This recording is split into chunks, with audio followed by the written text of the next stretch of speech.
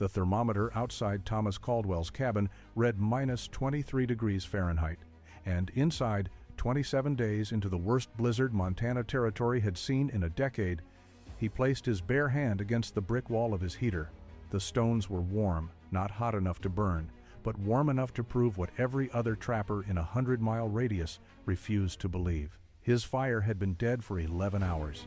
Through his window, he could see smoke rising from Jacob Morrison's cabin, a quarter-mile downslope, thick and constant. The desperate signature of a man burning wood as fast as he could feed it just to stay alive.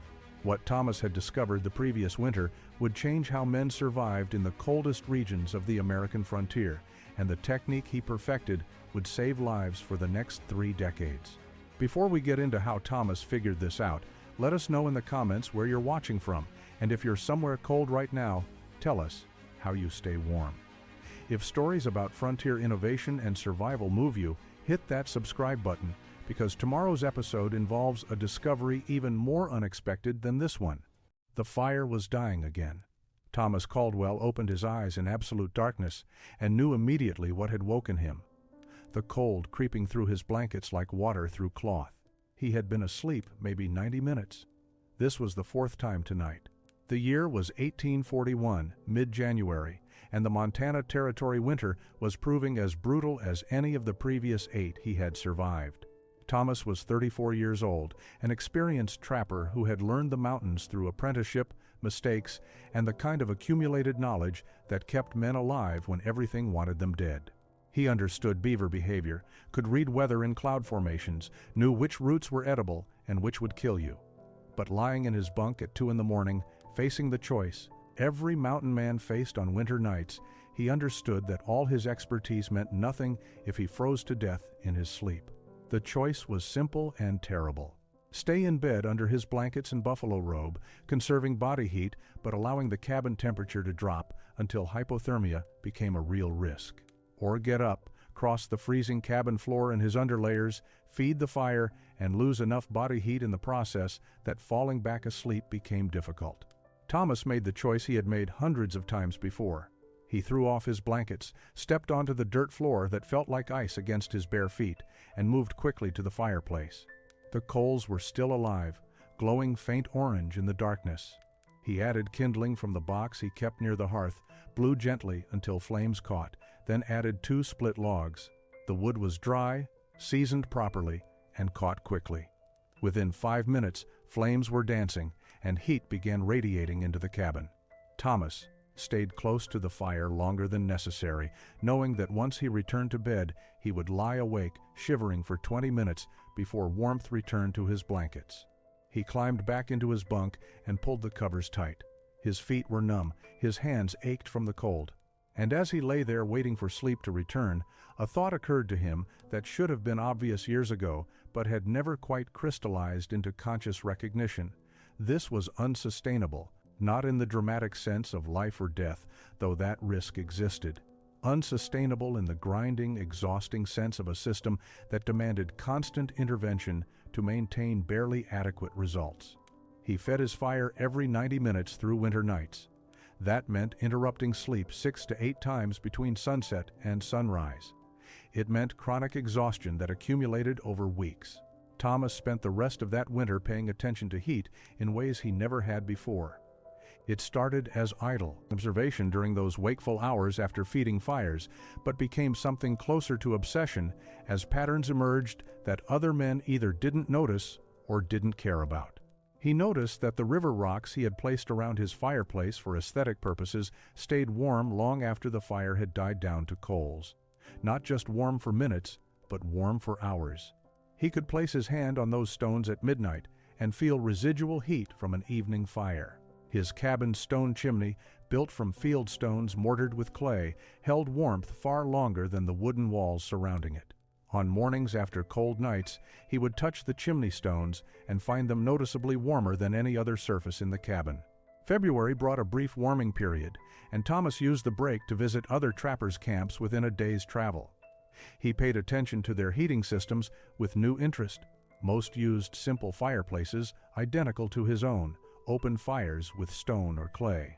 Backs, consuming wood constantly, radiating heat in immediate proximity, but losing most of it up the chimney. The pattern was universal: burn wood constantly or freeze. Everyone accepted this as the immutable reality of winter survival. Thomas began to suspect it didn't have to be. In early March, Thomas made a trip to the nearest trading post, a 2-day ride when snow conditions allowed.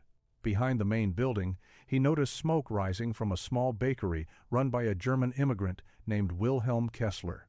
The building was warm enough that Thomas could feel heat radiating from it while standing 10 feet from the door. Inside, Kessler was pulling bread from a large brick oven built into one wall. The oven was impressive: a domed structure constructed from reddish bricks with an arched opening and an iron door. Thomas struck up a conversation, and Kessler, pleased to have someone show interest, explained how the oven worked. He fired it early in the morning with a hot, intense burn that heated the brick mass throughout. Once the fire had burned down and he swept out the coals, the retained heat in the bricks was sufficient to bake bread throughout the entire day. "I fire it once," Kessler said in accented English, "and it stays hot for 10-12 hours. The bricks, they hold the heat inside them." Thomas asked about the bricks, where Kessler had obtained them. Why brick instead of stone? How thick the walls were? Kessler answered patiently, explaining that dense, fired clay brick held more heat than natural stone. Thomas left the trading post with his supplies and something more valuable, a principle he hadn't fully understood before. Mass held heat. Dense materials like brick or stone, when heated intensely, didn't just warm up and cool down quickly. They absorbed heat and released it slowly over extended periods. Spring was approaching, which meant the trapping season was ending, and Thomas would make his annual trip to St. Louis to sell his furs. But this year, he had a secondary purpose that mattered more than profit. Thomas Caldwell arrived in St.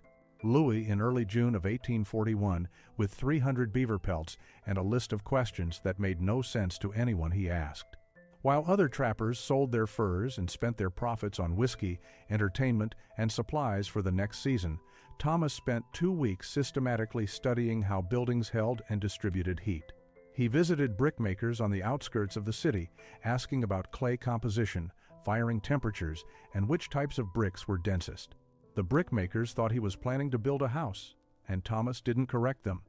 He learned that bricks fired at higher temperatures were harder, denser, and more durable.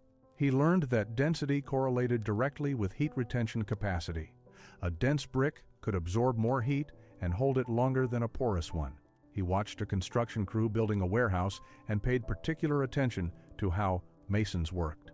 The mortar mixtures they used, the techniques for laying bricks in tight courses, the way they built arches that supported weight without sagging.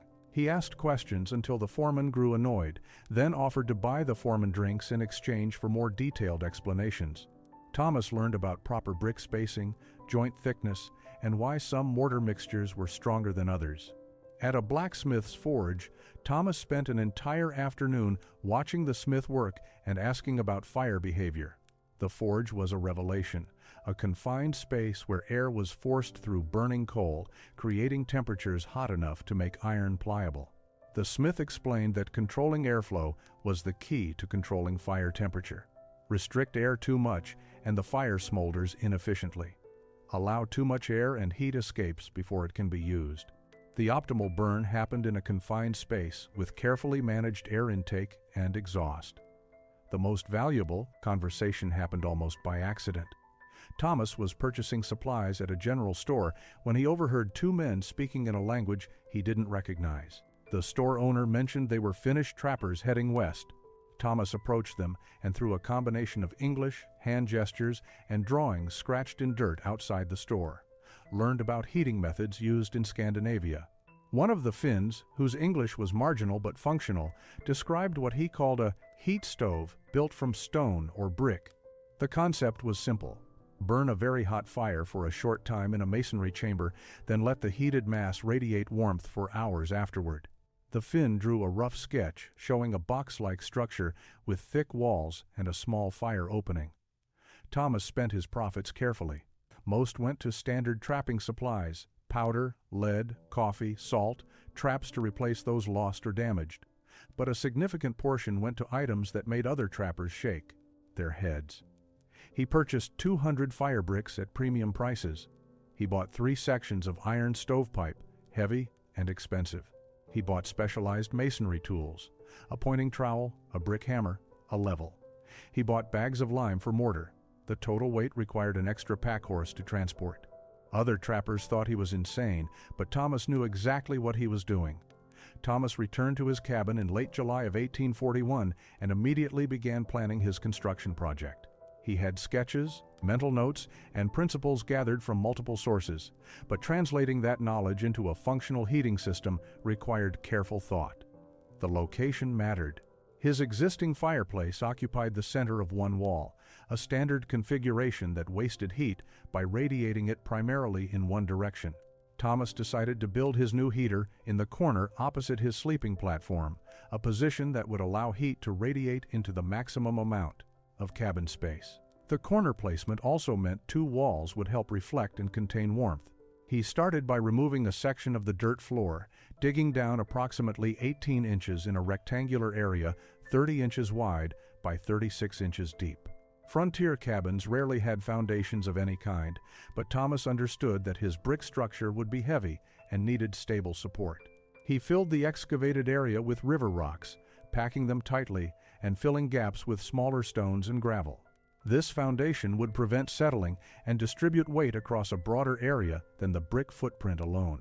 He tamped the stone foundation until it was level and solid, using a wooden plank and his own weight to compress everything into stability.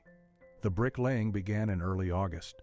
Thomas mixed his mortar using the lime he had brought from Street Lewis, adding sand from a nearby creek bed in a ratio of 3 parts sand to 1 part lime, with enough water to create a workable paste.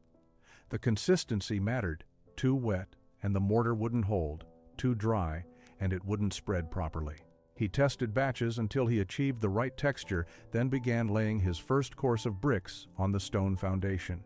Each brick was placed carefully, with mortar joints approximately ½ an inch thick. He used his level constantly, checking that each course remained perfectly horizontal. Any deviation from level in the lower courses would compound as the structure rose, potentially creating weakness or instability. The design Thomas had settled on was relatively simple in concept, but demanding in execution. The firebox would be rectangular, measuring 24 inches wide at the front, 30 inches deep from front to back, and 36 inches tall from the interior floor to the interior top. But those interior dimensions didn't account for wall thickness. Thomas was building double brick walls, meaning each wall was 2 bricks deep, creating a total wall thickness of approximately 8 inches. This massive wall construction was the key to heat retention. Thin walls would heat quickly but also cool quickly. Thick walls took longer to heat but stored far more thermal energy and released it gradually over extended periods.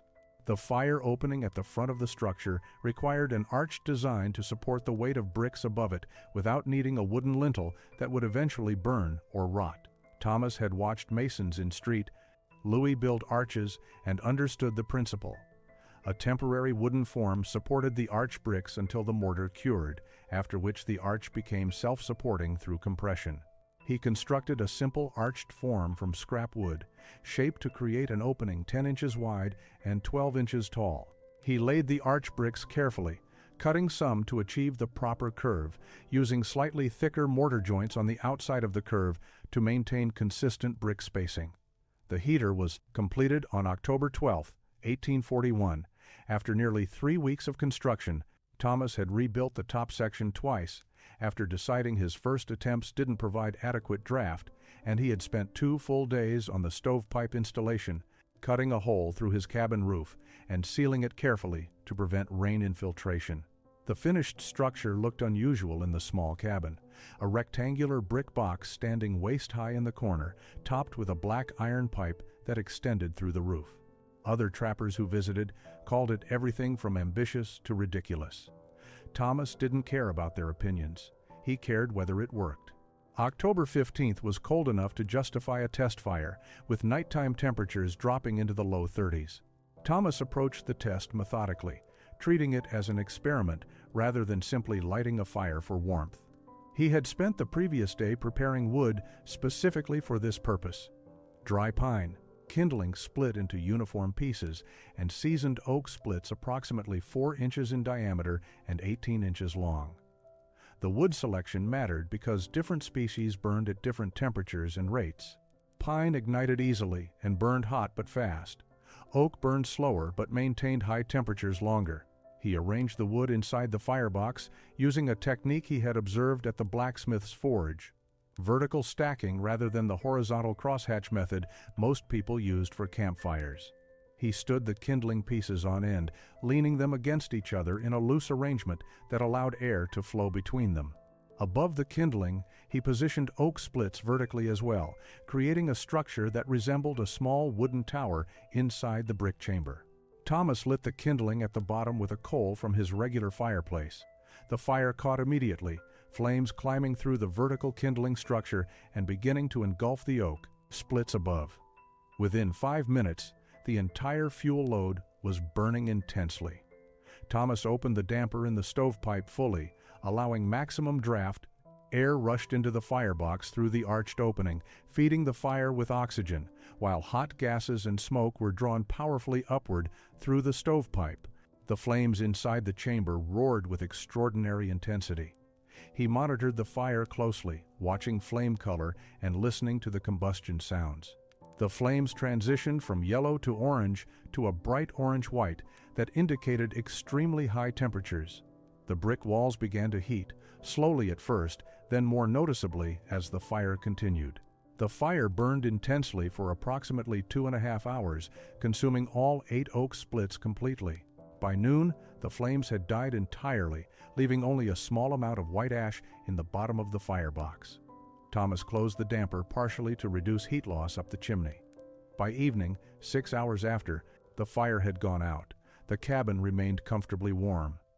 He placed his hand against the brick surface and found it hot enough that he could only leave his palm there for a few seconds. Thomas slept through the entire night without waking once from cold. The next morning, 16 hours after the fire had died, the bricks were still noticeably warm and the cabin temperature remained around 60 degrees. By evening, 6 hours after the fire had gone completely out, Thomas's cabin remained comfortably warm. He placed his hand against the brick surface and found it still hot enough that he could only leave his palm there for a few seconds before the heat became uncomfortable. The exterior bricks were radiating steady warmth into the cabin space, and the temperature felt similar to what he would expect with a normal fireplace burning actively. He slept through the entire night without waking once from cold, the first uninterrupted winter sleep he could remember in 9 years of mountain living. When he woke the next morning, 16 hours after the fire had died, the bricks were still noticeably warm and the cabin temperature remained around 60 degrees. Thomas spent the next month of November 1841 conducting systematic experiments to optimize his heating system. He tried different wood species and combinations.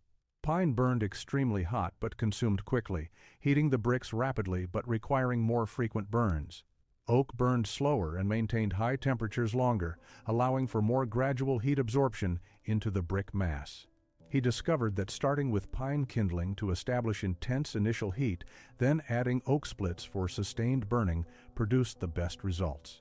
The pine brought the firebox temperature up quickly, and the oak maintained that high temperature long enough to thoroughly heat the brick mass. Wood arrangement proved critical. His initial instinct about vertical stacking was correct. When he tested horizontal, crosshatch stacking as a comparison, the fire burned less efficiently, producing more smoke and lower temperatures. Vertical stacking created a natural draft that pulled air through the fuel from bottom to top, achieving more complete combustion. He experimented with how tightly to pack the wood, finding that loose stacking with gaps between pieces allowed better airflow than tight packing. The goal was complete combustion with minimal smoke, which indicated that wood was burning efficiently rather than smoldering and wasting potential heat energy up the chimney. The damper position made a significant difference. During active burning, the damper needed to be fully open to provide maximum draft and achieve the highest possible temperatures. But once the fire died down to coals, closing the damper partially prevented heat from escaping up the stovepipe while still allowing residual smoke to vent. Thomas developed a practiced feel for damper adjustment, learning to read the fire and adjust airflow based on flame color and sound. By late November, Thomas had established an optimal routine. He burned fires at 8 in the morning and 8 at night, 12 hours apart. Each burn used 6 to 8 oak splits, took 2 to 3 hours from lighting to complete consumption, and heated the brick mass sufficiently to keep the cabin comfortable for the next 12 hours. The math was striking. His old fireplace method consumed 40 to 50 logs daily through continuous burning. His new method used 12 to 16 logs daily in 2 concentrated burns. He had reduced his wood consumption by approximately 70%, while achieving better, more consistent heating and eliminating the need for nighttime fire tending. December of 1841 brought the kind of cold that tested every structure and every man in the Montana Territory. Temperatures dropped to minus 20 degrees Fahrenheit during the nights, and even daytime highs rarely climbed above zero. Thomas maintained his twice-daily burn schedule, lighting fires at 8 in the morning and 8 at night, and the system performed beyond his initial expectations. The colder the outside temperature became, the more dramatic the contrast between his cabin and those of other trappers. Visiting neighbors reported burning wood almost continuously, feeding their fireplaces every few hours just to maintain barely survivable interior temperatures. Thomas's cabin stayed consistently warm, with only his 2 concentrated burns per day. He began keeping detailed records, something few trappers would have bothered with, but Thomas recognized he was documenting something potentially valuable. Each day he noted the outside temperature at dawn, noon, and evening. He recorded how many logs he burned in each fire and how long each burn lasted. He measured the cabin's interior temperature using a thermometer he had purchased in St. Louis specifically for this purpose. The data revealed patterns that validated his entire approach. Even when outside temperatures reached minus 30 degrees, his cabin maintained interior temperatures between 55 and 60 degrees Fahrenheit. The brick mass, once heated, released warmth steadily enough that temperature fluctuations inside were minimal. January of 1842 brought a blizzard that would become legendary among the trappers who survived it. Snow fell continuously for 3 weeks, accumulating to depths that made travel impossible. Men were confined to their cabins, surviving on stored food and whatever wood they had gathered before the storm trapped them. This was when Thomas's heating system proved its true value. His twice-daily burns consumed so much less fuel than continuous fires that his wood supply remained adequate throughout the siege. Other trappers faced desperate situations. Some burned furniture when firewood ran low. Some risked frostbite, making dangerous trips into the storm to gather more wood. Thomas heard later that Jacob Morrison, whose cabin was visible from his window, had nearly frozen when his wood supply ran out during the worst of the blizzard. Morrison had been burning wood continuously and had badly underestimated how much fuel 3 weeks would consume. He survived only because another trapper managed to reach him with emergency wood supplies on the 18th day. Thomas visited Morrison after the blizzard cleared in early February, bringing extra wood as a gesture of frontier solidarity. Morrison's cabin was cold, despite a fire burning, and Morrison himself looked exhausted from weeks of interrupted sleep and constant fire tending. Thomas explained his heating system, describing the principles and construction techniques. Morrison was skeptical, but also desperate. He had come closer to freezing to death than he wanted to admit. He asked if Thomas would help him build a similar heater. Thomas agreed. Over the next 2 weeks, they constructed a masonry heater in Morrison's cabin using bricks Thomas had brought from St. Louis but hadn't needed. By March of 1842, winter released its grip. Thomas reviewed his notes. Successful heating for over 120 days with revolutionary efficiency. Spring of 1842 brought trappers out of winter isolation and into the seasonal gathering at the main trading post. Men compared their survival stories over whiskey and tobacco, and Thomas Caldwell's name came up repeatedly. Morrison told anyone who would listen about the brick heater that had saved him from repeating his near-death experience. Other trappers who had visited Thomas's cabin during winter confirmed the story. The structure worked exactly as Morrison claimed. 2 short burns daily, minimal wood consumption, consistent warmth throughout the coldest nights. What had seemed like an eccentric waste of time and money the previous summer now looked like survival innovation worth replicating. Thomas found himself answering the same questions repeatedly. How large should the firebox be? How thick should the walls be? What kind of bricks worked best? Where could someone obtain the necessary materials? He answered patiently, sharing every detail of his design and construction process. Some trappers remained skeptical, unwilling to invest the time and money required. Others, particularly those who had suffered through the winter or lost friends to cold-related deaths, paid close attention. A trapper named William Marsh approached Thomas with a direct request. Would Thomas help him build a heater before next winter? Thomas agreed without hesitation. They constructed Marsh's heater in May of 1842, and the project became an education for both men. Thomas had built only 2 heaters at that point, his own and Morrison's, and each construction taught him something new about which details mattered and which were flexible. The proportions were critical. A firebox too small wouldn't generate enough heat to thoroughly warm the brick mass. A firebox too large would require excessive fuel and burn inefficiently. Through trial and measurement, Thomas had determined that optimal dimensions for a single-room cabin were approximately 24 inches wide, 30 inches deep, and 36 inches tall for interior chamber space. Wall thickness of 8 inches provided adequate thermal mass without making the structure impossibly heavy or expensive. The brick type mattered less than Thomas had initially thought. While dense, high-fired bricks were ideal, even softer local bricks worked adequately if the walls were built slightly thicker to compensate. The mortar mixture was more important than brick quality. Weak mortar would crack under repeated heating and cooling cycles, eventually causing structural failure. Thomas taught Marsh to mix mortar with the correct sand-to-lime ratio and to ensure joints were completely filled with no air gaps. The arched fire opening required the most skill, but Thomas had developed a simple wooden form that could be reused, making arch construction manageable even for someone with minimal masonry experience. By summer's end, Thomas had helped build 5 heaters for other trappers. Each project reinforced his understanding of essential versus optional design elements. The stovepipe needed to be properly sized and installed, with adequate draft to pull smoke efficiently during burns. The damper was necessary for controlling heat loss between burns. The foundation needed to be solid and level. Beyond these essentials, trappers could adapt the design to their specific situations and available materials. Some built heaters entirely inside their cabins. Others constructed them partially outdoors, with only the radiating surface inside. Both approaches worked if the core principles remained intact.